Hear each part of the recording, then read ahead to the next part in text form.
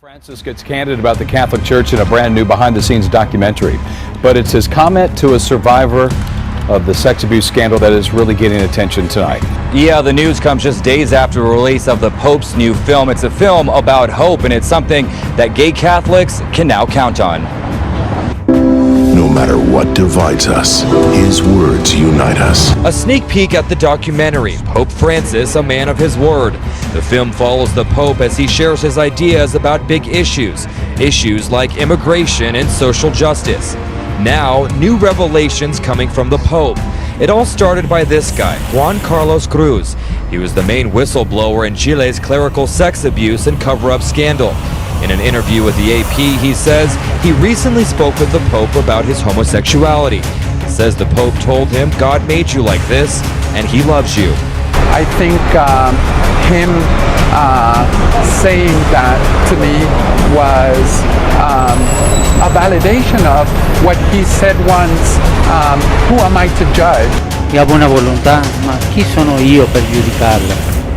Comments that make the LGBT community feel welcomed and loved in the Catholic Church. Gay people, friends of mine, and gay people that I don't even know have been writing to me and said, "Did he really say that to you?" And I said, "Yes." He said, "Well, that is changing my life."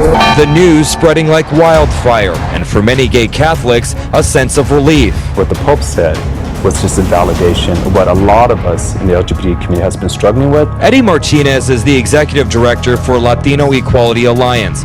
He says this is a huge step forward for the church. Validate that LGBT folks are a crucial member of the family, that they do belong to the family, creates more doors for acceptance and love. Goes to meet Pope Francis, spends days at the Vatican. Then Pope Francis says something that we have never heard from anyone in any position of authority at the Catholic Church, let alone a pope before. He says, God made you gay and loves you that way. Your sexuality doesn't matter.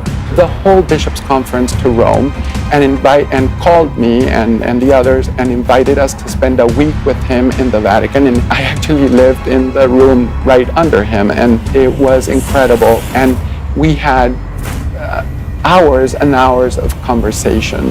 And we know what the position of the church is, right? That being gay is some kind of function of disorder. We love the sinner, but not the sin. That's what you expected, I'm sure. It was a conversation that ended up being like almost 3 hours, but it started with him saying, "I really apologize for the pain that the church has caused you and for what I've caused you." I said, that they had painted me in such a perverse, that I was just this and I said, "Holy Father, I'm not a saint, but I certainly want to be a good person." He said, "Juan Carlos, God made you like this. God loves you like this. The Pope loves you like this, and you should love yourself." And for me, of course, tears, and so it's been incredible since. There will be people who don't like it. There will be people who will hate on you. There will be people who will explain it away within the church. And none of that matters because the Pope said something that church and that the world needed to hear. Being gay is not what you do, it's who you are. La tua domanda è chiara. Cosa io direi a un papà che vede che il suo figlio o sua figlia ha quella tendenza? Io dirò prima di preghi, non condannare, dialogare, capire, fare spazio al figlio e alla figlia. Fare spazio perché si esprime, ma io mai dirò che il silenzio è un rimedio. Ignorare il figlio o la figlia con tendenza omosessuale è una mancanza di paternità e maternità, ma sempre nel dialogo, perché quel figlio e quella figlia ha diritto a una famiglia, e la famiglia di questa che non cacciarlo via dalla famiglia.